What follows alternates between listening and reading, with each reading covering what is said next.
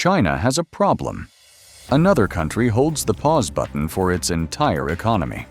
Right now, roughly 80% of China's imported oil passes through a single narrow corridor between Malaysia and Indonesia, a passage so vulnerable that Chinese strategists gave it a name: the Malacca Dilemma. If that corridor closes, the world's second-largest economy starts running out of fuel. Beijing has known about this weakness for decades. It built pipelines across Central Asia. It expanded overseas ports. It stockpiled strategic reserves. None of it solved the problem. The oil still had to cross the ocean first. So China started asking a different question. What if it stopped needing to import energy at all? And what engineers have built in response to that question is something the rest of the world is only just beginning to understand. Breakthrough 1. Making fuel from air. In Shanghai's Lingang district, a factory is producing jet fuel, not from crude oil, not from natural gas, from carbon dioxide pulled out of the air. Here's how that should feel impossible, and why it isn't.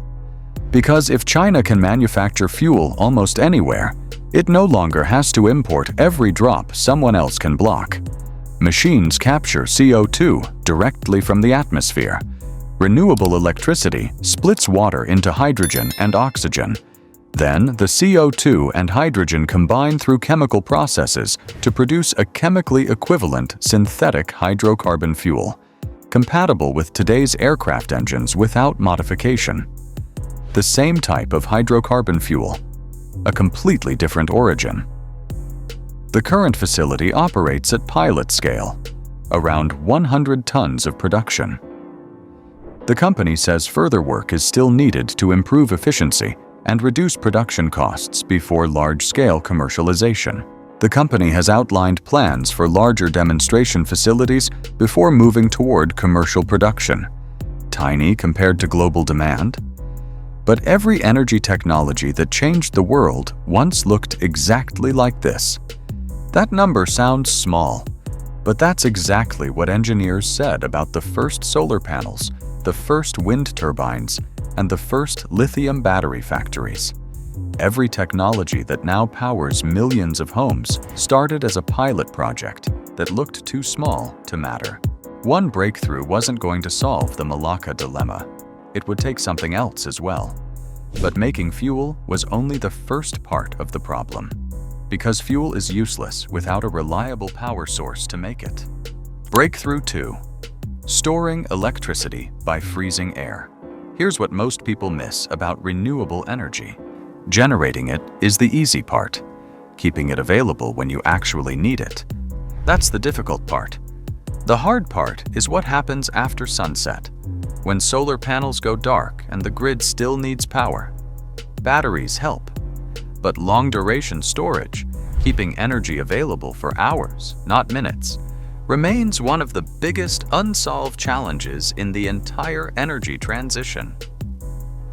Engineers in China's Gobi Desert found an answer in something nobody expected: air. During the day, excess electricity from a nearby solar farm cools ordinary air to minus 194 degrees Celsius, turning it into liquid. That liquid air sits in insulated tanks.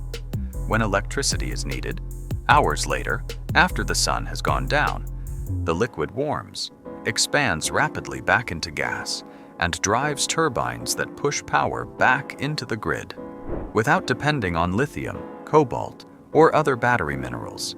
Just air, cold enough to carry the energy the sun generated hours ago. This system also complements hydrogen production by helping store the renewable electricity needed to power electrolyzers after the sun sets. The two technologies don't compete. They reinforce each other. For the first time, making clean fuel no longer depended entirely on whether the sun was shining. That changes something fundamental about what renewable energy can do. Another piece of the dependency had just disappeared, and it raises a question engineers had been circling around for years. If you can store electricity anywhere and make fuel anywhere, what connects them? Breakthrough 3. Hydrogen, the invisible link. Hydrogen is the thread running through everything. Without it, almost every breakthrough you've seen so far falls apart. Synthetic fuel production depends on hydrogen generated by electrolyzers. Every clean energy technology China is developing ultimately connects back to the same molecule. But hydrogen is difficult and expensive to transport at scale. The molecules require specialized storage and handling, extreme cold or extreme pressure, making long-distance movement costly and complex. For a while, that looked like the problem nobody could solve. So researchers found a workaround. Instead of moving hydrogen directly, they lock it inside ammonia, a compound far easier to transport by ship, store in existing infrastructure, and convert back into usable hydrogen at the destination. Green ammonia, produced using solar power and nitrogen drawn from the air, could carry clean hydrogen from the Gobi Desert to factories in Europe or power plants in Japan. Several countries are already testing ammonia-powered vessels. The technology is still developing, but the direction is unmistakable. Hydrogen isn't just another fuel. It's becoming the connective tissue of an entirely new energy system. Which means the real product isn't hydrogen anymore. It's energy that can finally move. And China isn't treating it like a side project. It is building an entire industry around it. And China isn't treating it like a side project. It is building an entire industry around it. Hydrogen wasn't another piece of the puzzle. It was the connection holding every other piece together. But producing hydrogen wasn't enough. Someone still had to build the machines that made all of this possible.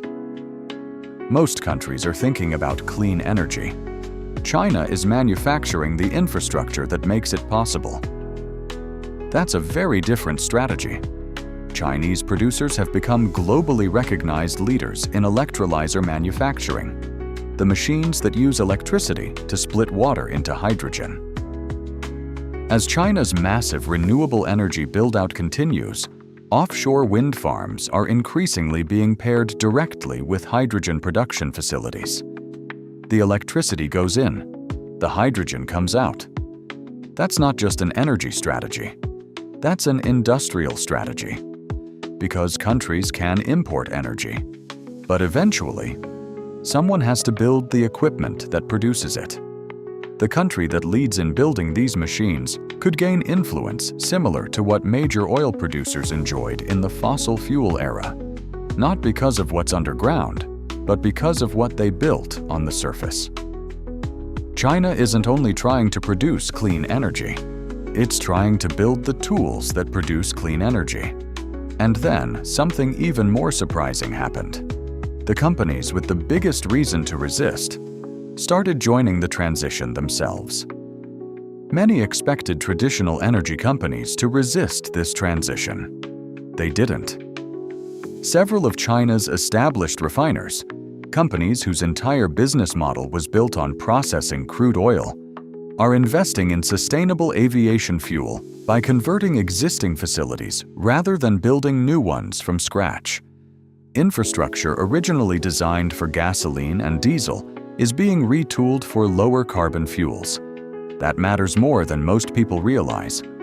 Research labs can prove that a technology works.